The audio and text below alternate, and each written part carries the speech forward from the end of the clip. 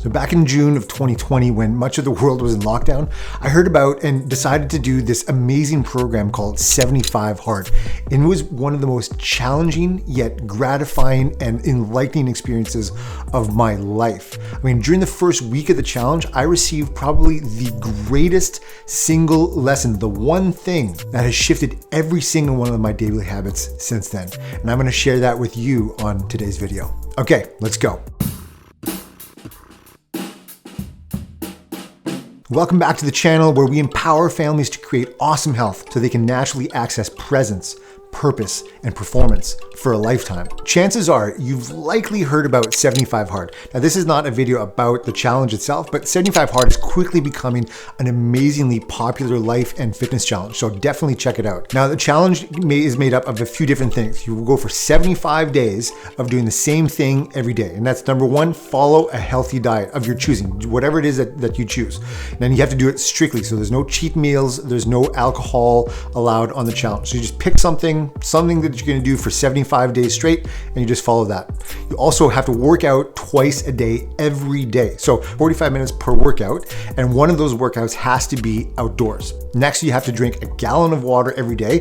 For anybody on the metric system, that's just over 4 liters. You have to take a progress photo every day, and then you have to read 10 pages of a self-help or personal development book every single day. Now, so you go do all those every single day. If you get to day 26, you miss the progress photo or you miss the water or whatever it is, you start back at day 1. And I've done similar challenges and programs like this in the past, and I got this revelation on one, like the first week is probably day 6 or day 7. I remember like looking back at all the things that I had done before, all the different challenges, all the different diets, all the different workout routines, all these things, and I saw this one thread that ran through all of them. I remember my attitude during all of these. And maybe this is just me, but let me know if this is familiar. I mean, I would typically start a new diet, I would start a new workout program, I'd read a new book about personal development or business or whatever it was, but I did it from a very destructive place. Now, I was doing it almost as a punishment. I was disgusted with myself. I was really unhappy with something that I was doing or something that I had done or how my life was going. So I would force myself into doing something and doing something hard to punish myself into changing. But I realized the problem that I've learned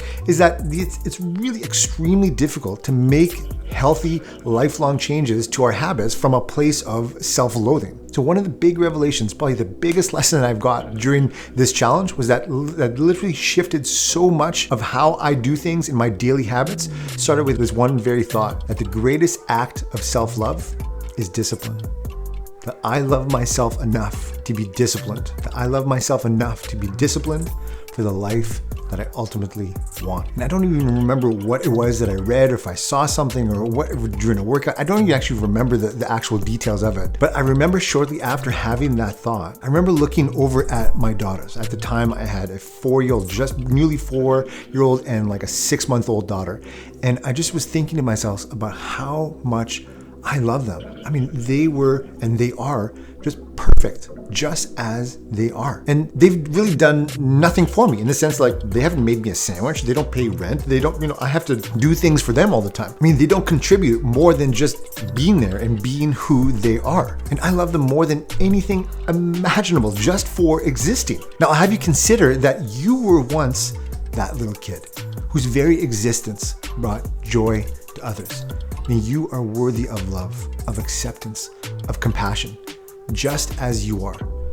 And I get it. We've all messed up. We've done things in our life that we're not happy with. We've done things that we regret. We've done things that we feel remorse about. But you are not those things. You are much greater than any of the mistakes that you have made in the past. And you owe it to yourself to start looking at your life, looking at your body, looking at your habits, looking at the things that you do day in and day out from that same frame. See, the tactics and the strategies of what you can incorporate as daily habits is not nearly as important as why you do. It's been said that if the why is big enough, then the what figures itself out. Developing habits from a place of self-love, from a place that is worthy of the gifts that you possess, you are worth it. And by loving yourself and developing discipline in your daily habits, you are teaching your kids, you are teaching yourself, you're teaching your spouse, you're teaching your circle of influence, you're teaching your employees, your employers, your clients, your customers. You are telling them that they can do the same. You're giving others permission through your experience. So every choice you make to incorporate healthy